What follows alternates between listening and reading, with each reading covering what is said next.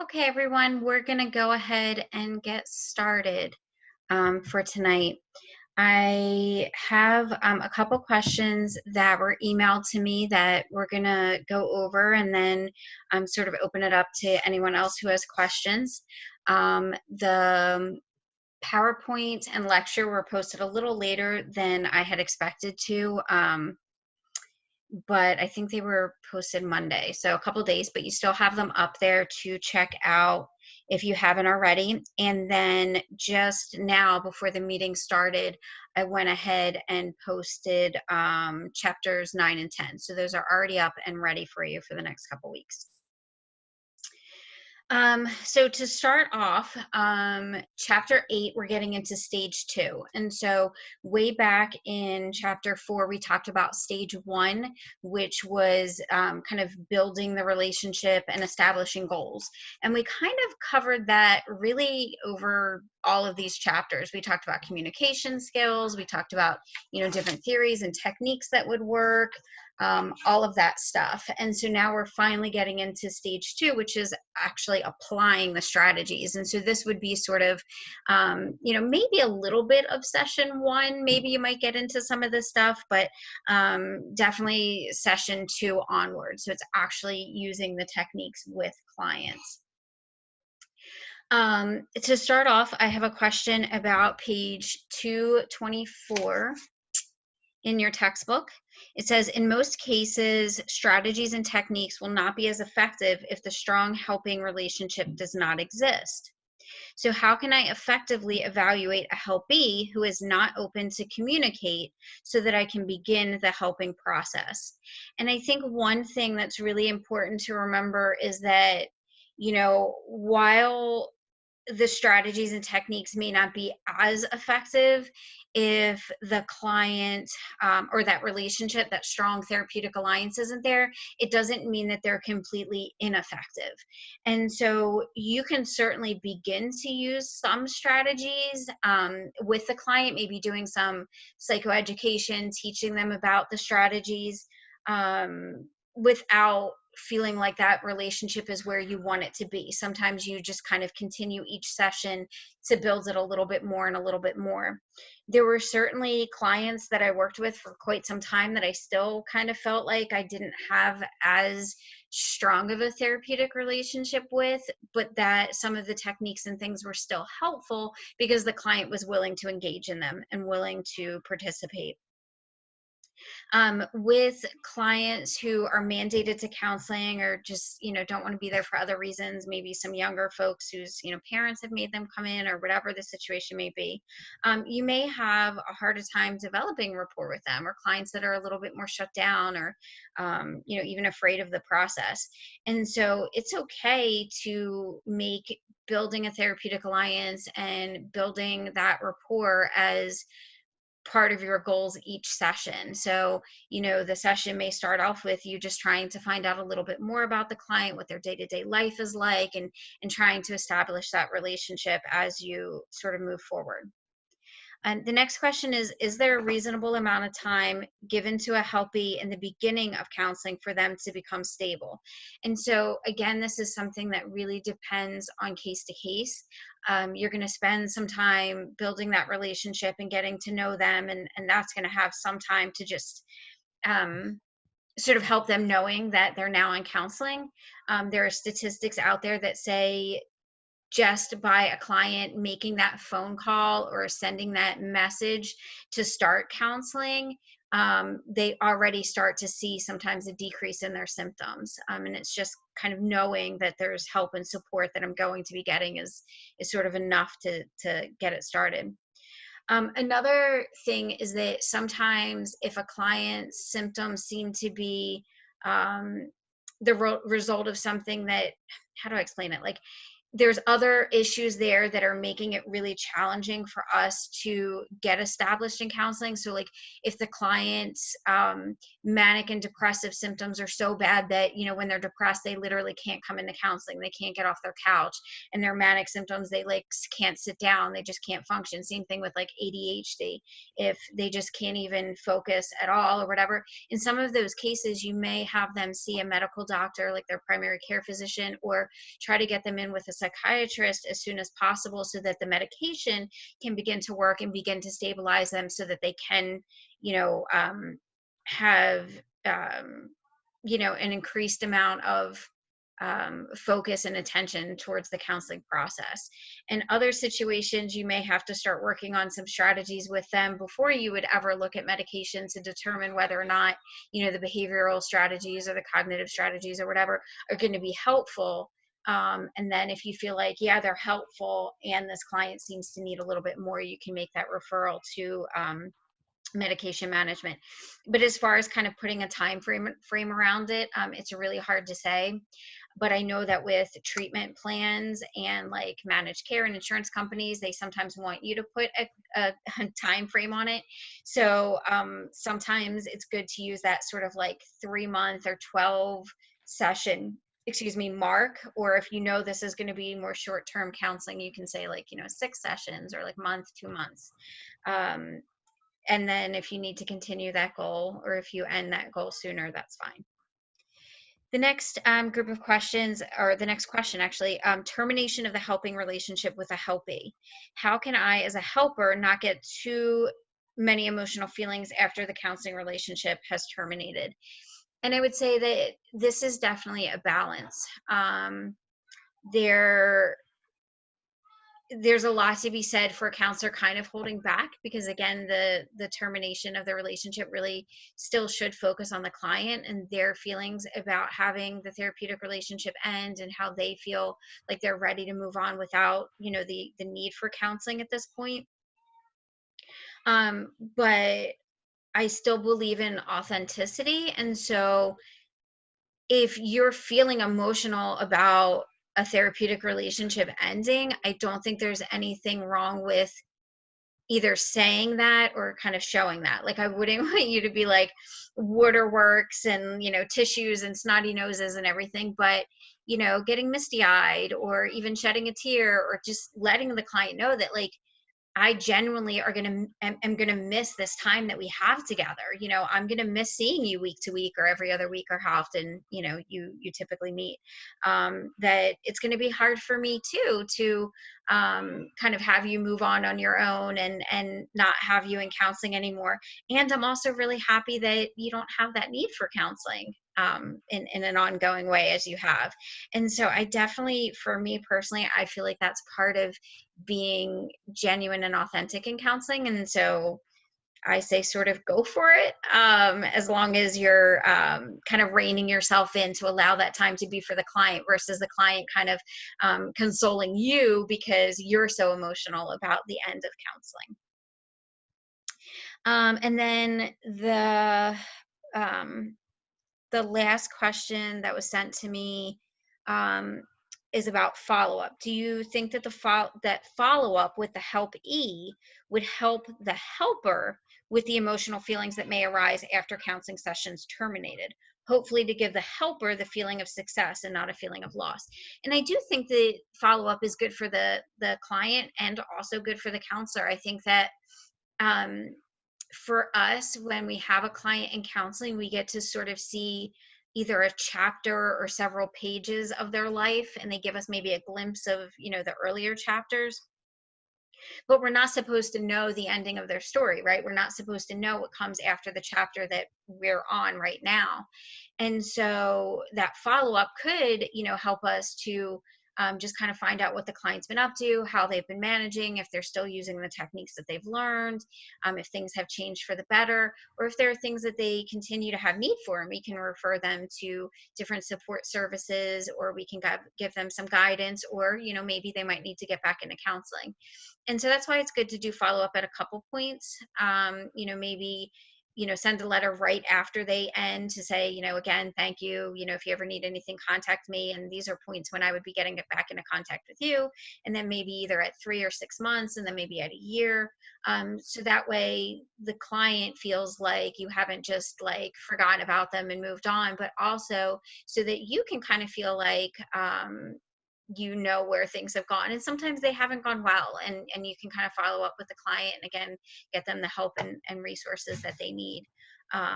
But at the end of the day, at some point we have to cut those strings and let go so our clients can move forward, and we have to make sure that those follow-ups really are about them and what they may need and ways that we can help them versus those follow-ups being about us missing them or wanting to reconnect with them or just sort of having that desire to reconnect with them for some reason.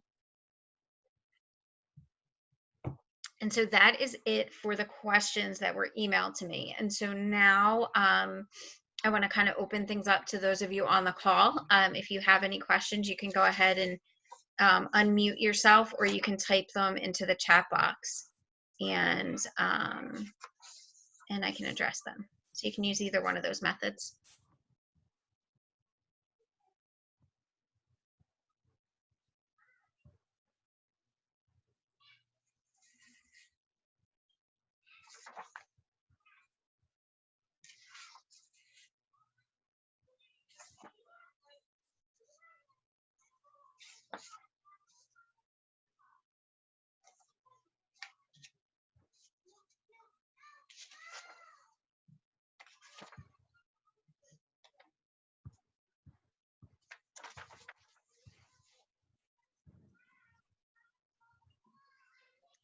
Okay, so I'm gonna kind of run through the PowerPoint quickly to see if there's any points that I want to make sure I point out.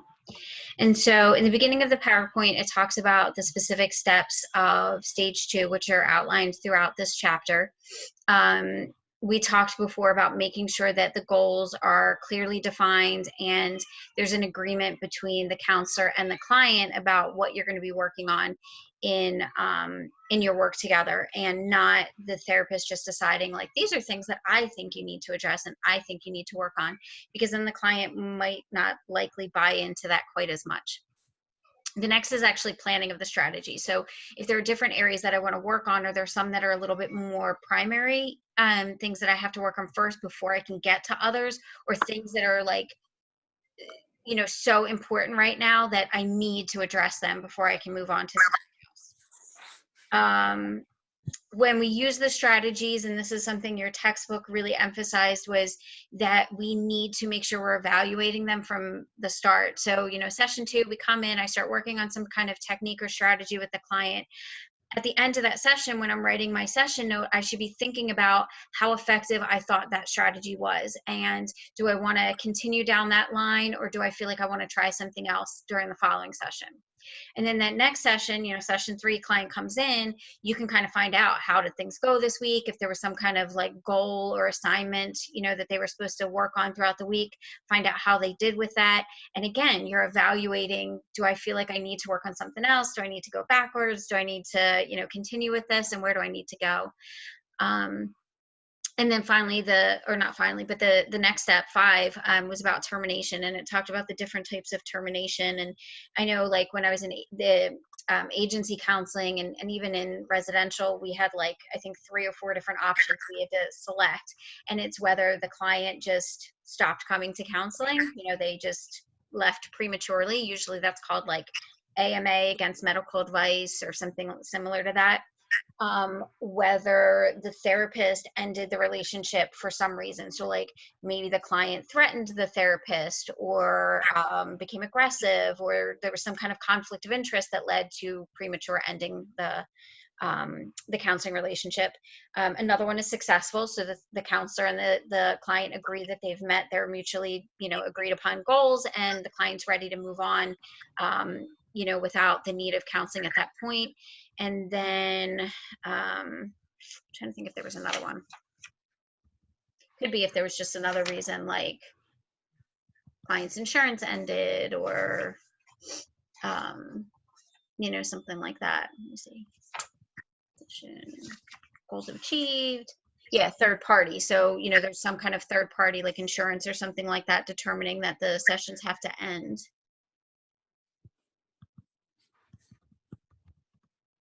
Okay. And then it talks about that the termination can really last over several sessions, that in some cases that termination might happen quickly. I've had a lot of clients who've just been like, hey, I think I'm doing well. I think this is going to be our last session. So we kind of have to process that termination, relatively quickly. Sometimes clients will message or call, and I'll ask them if they'd be willing to come in to have a termination session. In other cases, we're working towards it. So maybe we start meeting less frequently, or there's like a known change. Like, I know your insurance company only gave us 6 sessions. So in the 5th session, or even 4th session, I might start to talk about termination. There's been a couple times that I've left jobs for different reasons. And so, sometimes that was talked about for several weeks leading up to it. Sometimes that would make clients leave prematurely because they would, not want to do the goodbye and deal with the termination. And so they just kind of stopped coming in. And so you have to balance that out. Am I telling them soon enough that we have plenty of time to process this, but not so soon that they stop coming in when I could have been beneficial to them for a couple weeks? In some cases, it's really obvious. Clients are aware of it. So situations where, I was pregnant and started to show, clients kind of knew that there was going to be a lapse in services, to some extent. Maybe, I might come back and see them again, or they, might finish up with a different counselor. And so it just sort of depends on the situation. And then we did talk about the follow-up in a little bit more detail. And then the other thing that I wanted to point out is it's in the slides, but it's also an additional file. There's an additional file inside the week or chapter 8 folder about SMART goals. And that's like an exercise you can do to help yourself like create SMART goals and kind of practice it. You can practice them with things for yourself, or you can kind of make up client situations and practice creating SMART goals.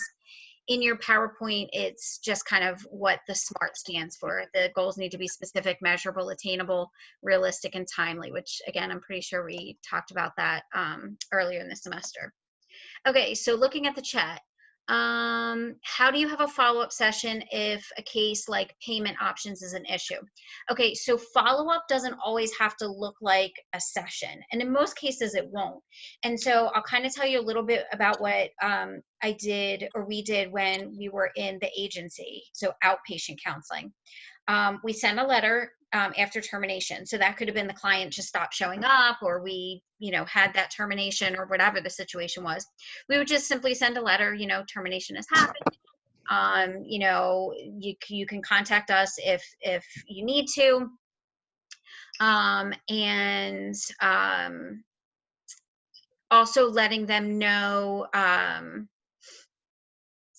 different supports and things like that. We had to include that in the letter. Managed care kind of told us that we had to include some resources.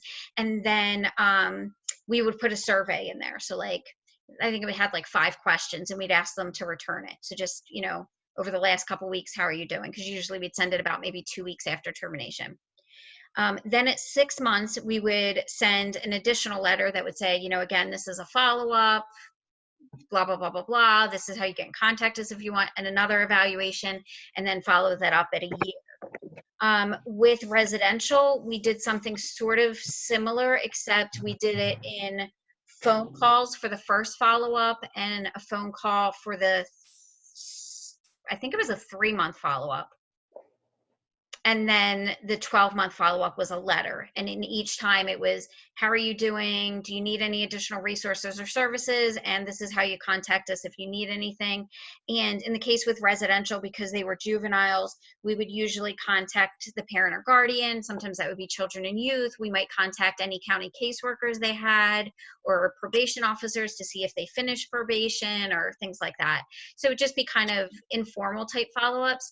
Now, if you get the client on the phone, they call you, you can do maybe a short, it kind of decides on the agency policy or your own policy if you're in your practice for yourself, but kind of like a short, talk if there's some things that they just want some guidance on or whatever. But if it seems like it's getting lengthy, then you might say like, I think that, it sounds like you need a little bit more support. Do you want to schedule another appointment, even just one, for us to go over things, or do you feel like you need to come back in as a client? So again, there is some variation there. In some cases, if like suddenly payment is terminated, like all of a sudden you lose funding because maybe they were funded through some kind of grant or things like that, you can, in most cases, again, it depends on your agency's policies, but you, in some cases, can offer them a free like termination session. Like, hey, this happened very suddenly. Why don't you come in for one last session that's pro bono, and we can at least process out how you're going to move forward from here, other resources you might use. Another question I got on the chat is, in your personal opinion, is it okay to terminate the client relationship if they are partaking in things that you don't agree with morally? For example, if you find out the client is a pedophile or convicted murderer. So that's a good question. This question is a little bit sticky. If it is solely like a moral issue, for example, one that has come up a lot, especially in the last few years, since marriage equality, if a client comes in who's part of the LGBT community, and you are, conservative in your religion, and you don't believe that their lifestyle is okay, that's not okay. According to the American Counseling Association, it's not okay for us to turn away clients because of that. And so anything that is sort of related just to like our own particular belief and value system, we're technically not allowed to, because honestly that opens us up to other situations where someone could say, well, I don't really know a lot about like Asian and Pacific Islanders, so I'm never going to treat any client that is that identity. Well, that is obviously racism. You can't just say, I'm not going to work with this population of people for their identity. And so I think that that's where we get into some sticky ground with that. Now, if you don't end up becoming a professional counselor within, the American Counseling Association, if you decide to be a Christian counselor and move your education in that direction, or even like a pastor or spiritual leader, you could work from that framework, because that is within that religious organization or or religious body. But if you are a counselor under the American Counseling Association or the American Psychological Association, if you are trying to get your state licensure or be credentialed under NBCC, the national accreditation, those are things that you can't do. However, if the client is engaging in illegal activity, you can either encourage the client to turn themselves in, or you can make a report if you feel like you need to. If they or someone else is in danger, you would need to do that. Kind of going on another sort of like, depending on the circumstances, if it's a population you just are not, it's outside of your scope of practice, like you just don't have the education or experience or supervision to do it. So for example, if the client ends up disclosing that they have a history of pedophilia, that's what they're looking for treatment in, maybe they went to jail and now they're out on probation, you could say, I don't know what techniques and strategies and things like that there are to work with this population. That is not my specialty area. However, I'd be willing to help you identify a counselor who does work with that specialty, does work with sexual offenders. Same thing with convicted murder. You could potentially refer them out if the focus of treatment is on that specifically, and you don't have training that's connected to it. However, if they're like, I'm a convicted murderer, it was, an accident when I was a juvenile, I served my time, I'm reformed, right now I'm here to deal with, depression or anxiety issues, technically you can't just say, well, I don't want to work with you because you're a convicted murderer, because that would be, again, just sort of us passing a judgment on the client versus helping them with what they need to be helped with, and then kind of working on the issues we have with whatever behaviors or things that are going on, in either consultation with other clinicians or with our supervisor if we have one, things like that. So unfortunately, there's not a lot of like black and white with ethical stuff. It's a lot of gray area.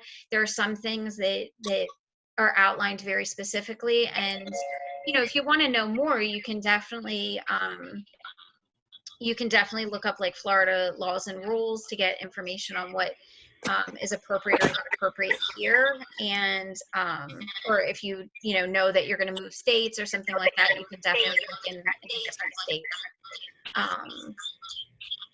But definitely looking at the ACA and APA code of ethics will be helpful as well, depending on if you're going into psychology and counseling psychology, or if you're going into counseling and counselor education. Kind of depend on which direction you're going in.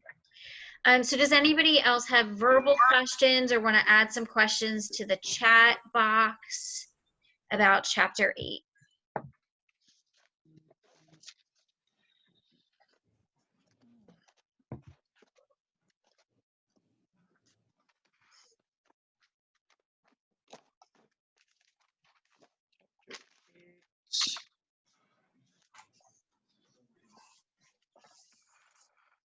Well, honey, One of the things that I really liked about 8 is the case studies at the end of the chapter that kind of take you through. I think it has 2 or 3 people. Let me see.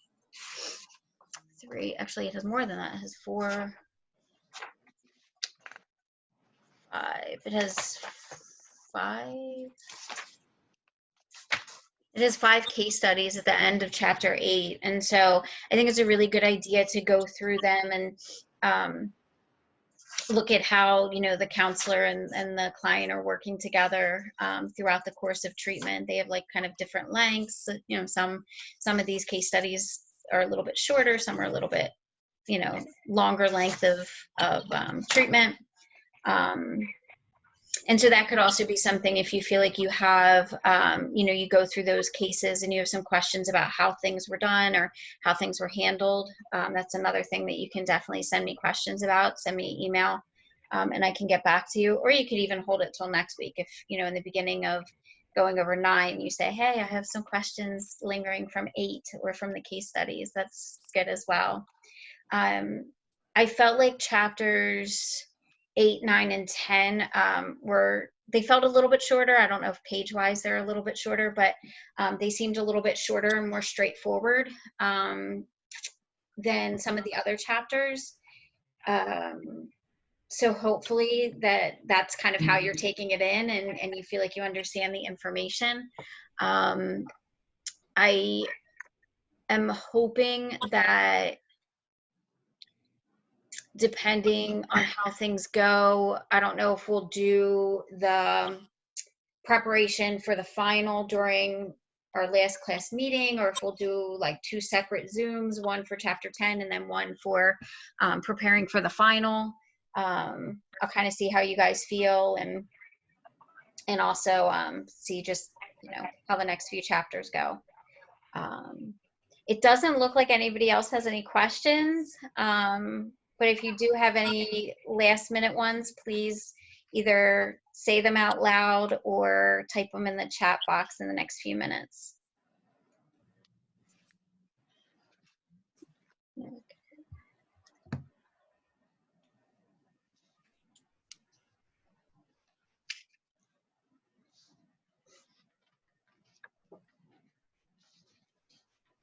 anybody know when the semester ends? What date the semester ends?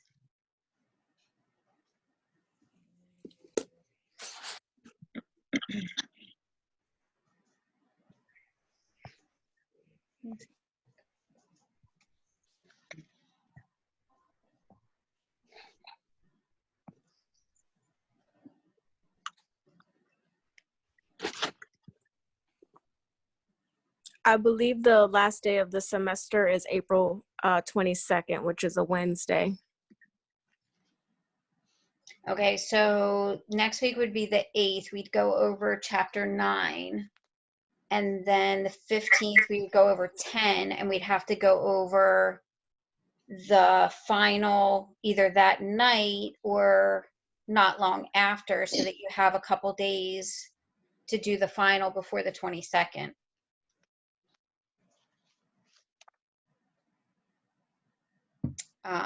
But you guys can let me know over the next 2 weeks if you want to do it again that same night. We can do it, you know, all in the same meeting, or if you feel like you feel like that might be overload, we can definitely do it in 2 meetings. But again, we'd have to make sure that it's a time that fits for, you know, most people. And I mean, of course, it'll be recorded for everybody to watch too. But so it seems like there are no more questions for chapter 8. So we'll end this meeting for today. Again, I'm going to post it up so that if you need to rewatch it, or if you kind of missed the beginning, you can catch up.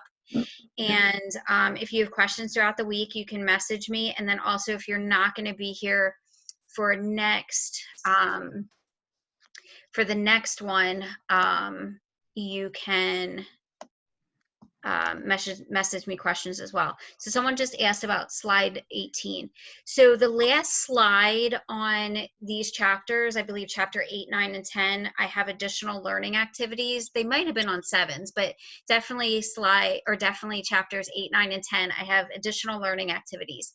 These are activities that were suggested by the publisher of the textbook.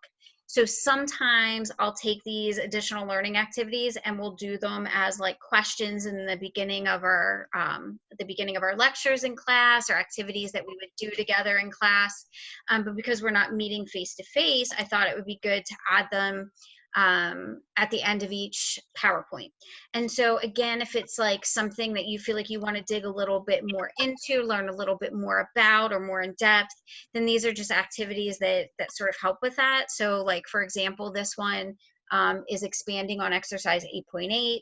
It talks about, you know, self-help books. If there's some self-help books you've read lately, I love to recommend books to clients. And so I like to read a lot of books that are either self-help or like books that are like pop psychology or kind of in the counseling realm, so that I can say to clients, oh, hey, I have this great book for you to read if you know, want to do it. It asks about how you might consider, if there are situations where you would consider having very long-term clients, like might there be cases that makes sense? At what rate which strategies at this point you think you'll use, and ones you think you'll avoid, and why. So are there strategies you'd avoid because of like something going on inside of you, or is it just not appealing to you? Are there strategies that really stand out as ones that you think would be really helpful and you feel really comfortable with working on? And then the final one on there for this chapter is look up the term brief therapy, and what definitions do you find? Are there specific theories that are discussed in association with the term brief therapy? Again, brief therapy is the modality that a lot of people are moving to. Insurance companies want us to move it to. College counseling is moving it, you know, to that. Stuff like that. Someone said, could you send me the link on mindfulness from chapter 7? I could not open the link in PowerPoints. I can.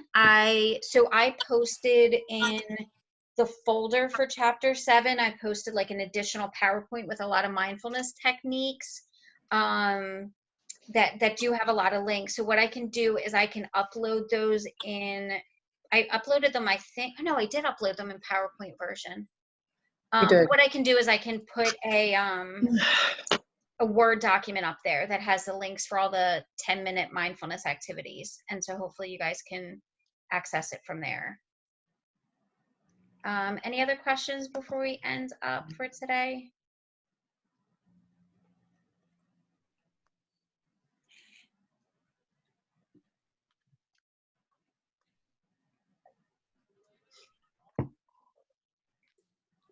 All right, so everybody, thank you so much for jumping in, and hopefully you all are not going too stir crazy in your houses. Those of you who are still working, be safe, and I look forward to talking with you all again next Wednesday. Thanks, guys. Thank you. Thank you. You're welcome. Thank